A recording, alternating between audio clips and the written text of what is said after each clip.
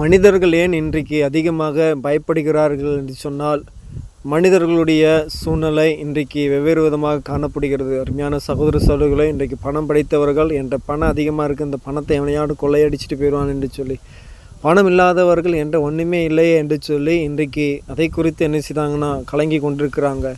ஆமென்.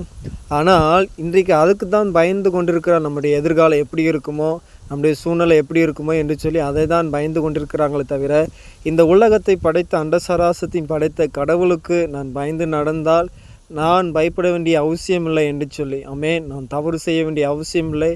அவர் என்னுடைய தவறுக்காக தன்னையே பலியாக ஒப்பு கொடுத்திருக்கின்ற போது நான் ஏன் தவறு செய்ய வேண்டும் என்று சொல்லி அந்த வார்த்தையானது அவர்களை திடப்படுத்தும். அதனால தான் இன்றைக்கு மனிதர்கள் அதிகமாக பயப்பட. அருமையான சகோதர சகோதரிகளே, நாம் ஆண்டவருக்கு பயப்படுவோம், மற்றவர்களுக்கு நாம் பயப்பட வேண்டிய அவசியம் இல்லை. எதை குறித்தும் பயப்பட வேண்டியதில்லை, கலங்க வேண்டியதில்லை.